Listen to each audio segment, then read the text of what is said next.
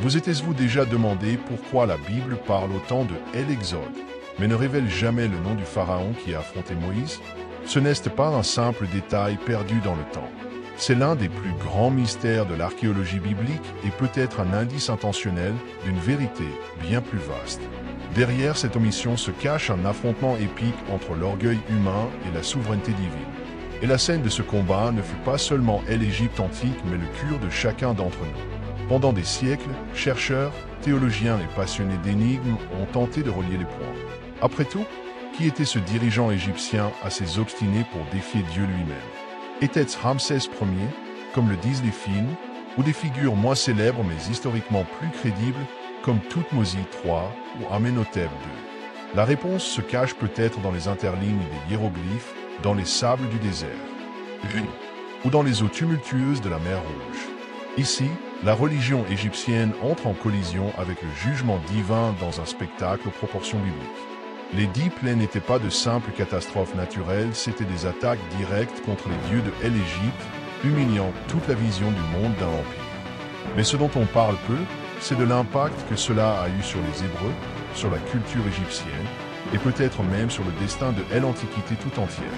Si vous êtes prêt à plonger dans une aventure remplie de révélations choquantes, de secrets enfouis et de leçons spirituelles puissantes, restez jusqu'à la fin.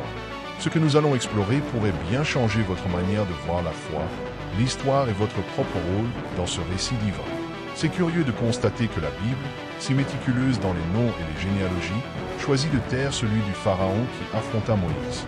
On a l'impression que ce n'est pas un oubli, mais une décision délibérée, comme si Dieu voulait que l'attention se porte sur le combat entre la souveraineté divine et l'orgueil humain, plutôt que sur la figure du roi égyptien. Cette absence a ouvert la voie à toutes sortes de théories, de débats, de films et même de polémiques parmi les archéologues. Pendant longtemps, la version la plus populaire, alimentée par Hollywood, pointait vers Ramsès Ier ou même Ramsès II comme le pharaon de l'Exode. Visuellement, cela fonctionne imposant, autoritaire, typique d'un empire à son apogée. Mais dès qu'on confronte la chronologie biblique aux archives égyptiennes, un bruit dérangeant émerge, les dates ne correspondent tout simplement pas. Voilà le premier signal d'alerte. Le récit biblique lui-même nous pousse à aller plus loin que la surface. L'Exode est présenté comme un désastre majeur pour l'Égypte, plaies, mort, destruction de l'armée, humiliation publique. Un tel événement aurait dû laisser des cicatrices profondes dans les annales royales. Et le fait que nous ne trouvions pas de récits explicites peut sembler problématique. Mais réfléchissez quel pharaon irait de son propre gré gravé dans la pierre qu'il fut vaincu par un dieu étranger. C'est pourquoi certains chercheurs commencent à penser différemment. Et s'il ne fallait pas chercher du côté des pharaons les plus connus, mais plutôt examiner ceux qui correspondent vraiment à la période supposée de l'Exode, c'est là que les noms de Toutmosis III et Amenhotep II gagnent en crédibilité. Et peut-être que ce silence des Écritures nous murmure ne t'attarde pas sur le nom du pharaon. Concentre-toi sur ce qu'il représente. Lorsqu'on commence à douter que Ramsès Ier ait été le pharaon de l'Exode, un éventail de possibilités fascinantes s'ouvre devant nous dans le domaine de l'archéologie biblique. C'est ici que la 18e dynastie entre en scène avec toute sa force. Des noms comme Toutmosis III et Amenhotep II apparaissent comme des candidats plus plausibles, non seulement à cause de la chronologie, mais aussi en raison des événements rapportés durant leur règne ou à cause de l'étrange absence de certains rapports. Toutmosis III, par exemple, fut un conquérant hors pair, étendant les frontières de l'Égypte comme jamais auparavant. Mais une énigmatique interruption vers la fin de son règne intrigue certains spécialistes. Certains suggèrent qu'elle pourrait être liée au jugement divin décrit dans l'Exode. Et ce n'est pas tout, c'est durant cette dynastie qu'une princesse égyptienne aurait adopté Moïse, ce qui n'aurait de sens que si elle disposait d'un pouvoir et d'une autonomie peu communs, mais documentés à cette époque. Amenhotep II, lui, est encore plus intrigant. Il aurait régné précisément à l'époque supposée de l'Exode, et son règne semble avoir été marqué par des bouleversements incompatibles avec l'image d'une gloire militaire stable. Des récits égyptiens parlent de batailles forcées, de recrutements massifs et de pertes inexpliquées, autant de signes que l'Égypte aurait pu subir un choc sévère, comme la perte de son armée dans les eaux de la mer Rouge. Ces indices, bien que fragmentaires, deviennent les pièces d'un puzzle plus vaste. C'est comme si l'archéologie et la Bible dansaient ensemble, parfois en harmonie, parfois en tension, mais toujours dans une quête de vérité. En étudiant ces alternatives, nous ne faisons pas que regarder le passé. Nous découvrons à quel point l'histoire et la foi sont entremêlées dans des profondeurs que nous ne soupçonnions pas. Les 10 plaies d'Égypte n'étaient pas de simples catastrophes naturelles, c'étaient de véritables déclarations de guerre spirituelle. Chacune d'elles visait un dieu égyptien précis, dévoilant le vide d'une religion qui dominait non seulement la culture, mais aussi le système politique. C'était comme si Dieu abattait, une à une, les colonnes qui soutenaient l'orgueil du pharaon et la vision du monde égyptien. Ce n'était pas qu'un châtiment, c'était une démonstration publique d'impuissance divine. Le Nil changé en sang, une insulte directe à Hapi, le dieu du fleuve. Les grenouilles envahissantes, une attaque contre Eke, déesse de la fertilité, représentée par un crapaud. Et ainsi de suite. Ce qui peut nous sembler étrange ou symbolique était pour les Égyptiens une agression frontale contre leurs fondements spirituels. Le jugement divin ne s'est pas arrêté à la souffrance physique, il a frappé l'âme même de la nation, défiant la religion dans ses fondements. Chaque plaie minait aussi l'autorité du pharaon, considéré comme un dieu vivant. Imaginez l'impact psychologique et politique, le souverain le plus puissant de la terre incapable de stopper des sauterelles, la ténèbre ou la mort des premiers-nés. C'était l'équivalent antique d'une chute de réputation en direct à l'échelle nationale. Une humiliation à la fois divine, publique et stratégique. Et tout cela face à un seul homme, Moïse, venu dire « Laisse partir mon peuple ». Le conflit ne se jouait pas seulement entre Moïse et le pharaon, mais entre deux mondes, celui de l'esclavage religieux et celui de la liberté promise. Chaque plaie résonnait comme un cri de libération et une sentence contre l'arrogance humaine. Et si vous pensez que cela cesse, arrêtez là, attendez de voir ce qui s'est passé à la mer Rouge. La traversée de la mer Rouge est l'un de ces récits que même ceux qui n'ont jamais lu la Bible connaissent. Moïse levant son bâton, les eaux s'ouvrant en deux, les Hébreux marchant à pied sec et l'armée du pharaon engloutie par les flots. Cela semble sorti tout droit d'un film, et c'est d'ailleurs devenu une scène culte au cinéma. Mais ce que beaucoup ignorent, c'est que cet événement a des implications archéologiques et spirituelles qui donnent encore aujourd'hui des frissons. Certains affirment que l'absence de la momie de Toutmosis III serait un indice. L'un des plus grands pharaons de la 18e dynastie, dont le corps n'a jamais été retrouvé dans sa tombe d'origine. Coïncidence? Peut-être. Mais il existe aussi des témoignages de découvertes submergées dans la mer Rouge, roues de chars, fragments d'armure, objets militaires datés de l'époque présumée de l'Exode. L'archéologie biblique ne confirme pas tout, mais elle éclaire des hypothèses longtemps ignorées. D'un point de vue spirituel, la traversée est le sommet du jugement divin. L'Égypte venait de voir ses dieux échouer, ses terres s'écrouler et désormais, son orgueil militaire était anéanti par un miracle. Ce n'était pas seulement une défaite physique, c'était l'effondrement complet de la vision égyptienne du monde. Aucun dieu, pas même le pharaon, n'avait pu sauver son peuple. Et les Hébreux, ils n'ont pas seulement traversé un bras de mer. Ils ont franchi une frontière symbolique entre l'esclavage et la liberté. Ce moment résonne encore aujourd'hui comme une métaphore de transformation, qui ne cesse jamais retrouvée face à une mer infranchissable dans sa propre vie. Ce que nous apprenons ici, c'est que lorsque tout semble perdu, l'impossible peut en réalité marquer le début du plan de Dieu. Et si la mer s'est ouverte autrefois, pourquoi ne s'ouvrirait-elle pas encore aujourd'hui? Ce qui attend de l'autre côté de cette traversée est encore plus surprenant, surtout si l'on prête attention aux pierres et aux inscriptions qu'elle a laissées derrière elle. Lorsqu'on parle de l'Exode, beaucoup froncent les sourcils et demandent « mais où sont les preuves ?» C'est là qu'intervient l'une des découvertes les plus importantes de l'archéologie biblique, la stèle de Mérenptah. Datée de 1207 avenue JC, cette inscription égyptienne est la première mention connue d'Israël en dehors de la Bible. Elle montre qu'à cette époque, les Hébreux étaient déjà en Canaan, ce qui pousse logiquement l'Exode à une date antérieure, donnant plus de poids aux théories reliant l'événement à Toutmosis III ou à Amenhotep II. Mais ce n'est pas tout. De nombreux plongeurs et chercheurs indépendants affirment avoir trouvé des roues de chars, des ossements et des armes anciennes au fond de la mer Rouge. Bien sûr, ces découvertes sont souvent contestées par la communauté académique. Mais elles soulèvent une question troublante, pourquoi autant d'artefacts égyptiens seraient-ils submergés précisément dans la zone identifiée comme celle de la traversée? Un autre élément fascinant est le silence des Égyptiens.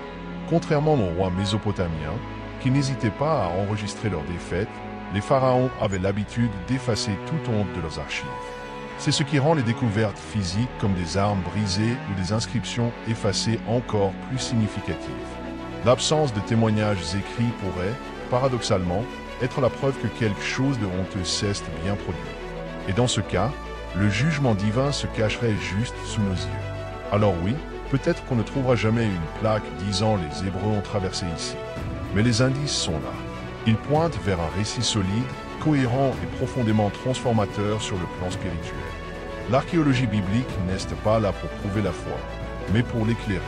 Et quand la lumière tombe sur les ruines, elle révèle souvent les traces du surnaturel enfoui sous la poussière du temps. L'impact des plaies ne s'est pas arrêté lorsque les Hébreux ont quitté l'Égypte en réalité. C'est là que la véritable dévastation a commencé. Imaginez un empire habitué à l'abondance agricole, avec des récoltes généreuses grâce aux crues du Nil, subitement confronté à un sol maudit par les sauterelles, la grêle et les ténèbres. L'économie égyptienne, fondée sur le cycle du fleuve et de la terre, s'est effondrée. C'était comme si les fondations mêmes de l'Égypte s'étaient désintégrées de l'intérieur. Et le coup militaire fut encore plus douloureux. La perte de l'armée lors de la traversée de la mer Rouge a laissé le pays complètement vulnérable. Privé de soldats pour défendre ses frontières, l'Égypte s'est retrouvée exposée aux invasions et aux pressions des peuples du Nord. Cela a probablement contribué directement au début de son déclin territorial. C'était comme si l'orgueil de plusieurs siècles s'effritait lentement à cause d'une seule erreur résistée au jugement de Dieu. La situation interne s'est elle aussi rapidement détériorée. La captivité puis la libération des Hébreux ont laissé des traces profondes dans la structure sociale du pays. Avec le départ de milliers de travailleurs, beaucoup d'entre eux artisans ou bâtisseurs, l'Égypte a perdu une main-d'œuvre essentielle. De grands projets de construction sont restés inachevés et certaines sources suggèrent une chute drastique dans la production des temples et des palais. L'empire autrefois majestueux commençait à montrer des signes de faiblesse. Le plus étonnant, c'est la manière dont tout cela a été maquillé ou simplement ignoré dans les archives officielles. Mais les signes sont la période d'instabilité, succession chaotique, réformes abruptes. L'Égypte ne fut plus jamais la même après l'exode. L'entêtement du pharaon n'a pas seulement coûté des vies, il a compromis l'avenir même de la nation. Et ce qui allait suivre serait encore plus surprenant, une tentative audacieuse de redéfinir toute la spiritualité égyptienne. Le pharaon de l'exode n'est pas seulement devenu le méchant d'une histoire ancienne, il est devenu un symbole intemporel. Dans la théologie biblique, il représente ce qu'il y a de plus dur dans le cœur humain, cet orgueil qui refuse de plier devant Dieu.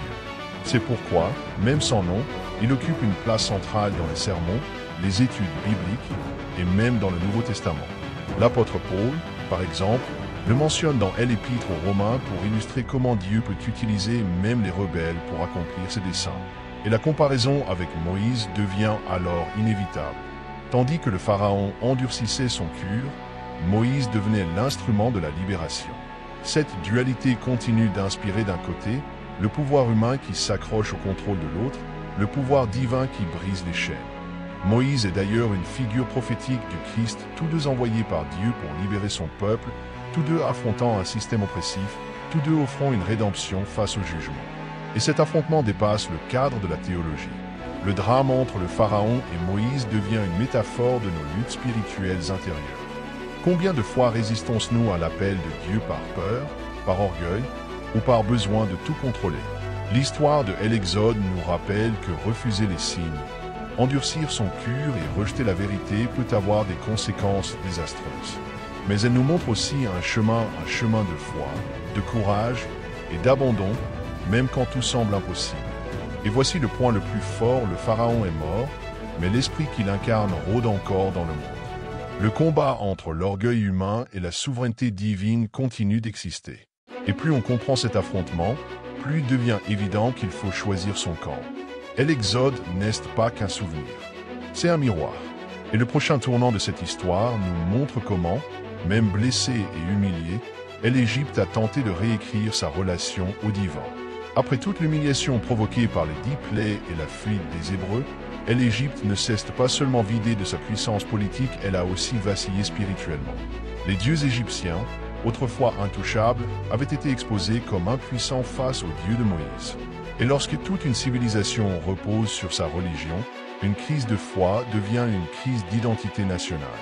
C'est dans ce contexte de troubles et de remise en question qu'apparaît une figure inattendue, Akhenaton, le pharaon qui voulut tout changer. Akhenaton n'était pas un pharaon comme les autres. Il décida de rompre avec la tradition polythéiste et d'imposer le culte exclusif d'Eaton, le dieu solaire. Une forme de monothéisme totalement étrangère à la religion égyptienne traditionnelle. Coïncidence? Peut-être. Mais certains y voient un reflet direct du traumatisme de l'Exode, une tentative désespérée de restaurer une connexion spirituelle perdue. L'Égypte, brisée de l'extérieur et de l'intérieur, cherchait des réponses. Et le vide laissé par le jugement divin appelait une nouvelle signification. Ce projet spirituel fut cependant de courte durée. Le peuple résista, les prêtres se rebellèrent, et peu après la mort d'Akhenaton, l'ancien système religieux revint en force. Mais le mal était fait, une cicatrice venait de marquer l'imaginaire égyptien. Cette tentative d'introduire le monothéisme échoua politiquement, certes, mais elle laissa une trace profonde. Elle montra qu'un empire, même à son apogée, pouvait être bouleversé non seulement par des plaies, mais aussi par une idée. Et cette idée ne mourut pas en Égypte. Au contraire, elle prit racine au sein du peuple hébreu. Face au contraste brutal avec la vision du monde égyptienne, les Hébreux renforcèrent leur identité spirituelle. Le Dieu qui les avait libérés de l'esclavage n'était pas seulement un libérateur, il était unique, souverain et personnel. Ainsi, pendant que l'Égypte tentait d'effacer son traumatisme par des réformes, Israël construisait sa foi sur ce souvenir. Et cette foi a traversé les siècles. Jusqu'à nous, avec une question: quel Dieu choisirez-vous de suivre? Après avoir plongé dans cette histoire remplie d'énigmes, de confrontations spirituelles et de renversements épiques, il est difficile d'en sortir indemne. La saga entre Moïse et le Pharaon n'est pas qu'un vieux récit, c'est un miroir puissant. Combien de fois nous trouvons-nous dans la position de ce Pharaon, tentant de tout contrôler, résistant aux changements, ignorant les signes?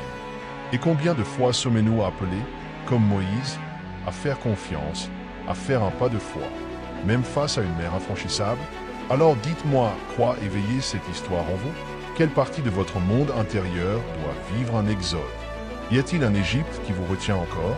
Une fausse sécurité qu'il faut déconstruire pour faire place à la liberté que Dieu veut vous offrir? Ces questions ne sont pas théoriques, elles sont des invitations. Car la foi n'est pas un contenu qu'on consomme. C'est un chemin qu'on choisit d'emprunter.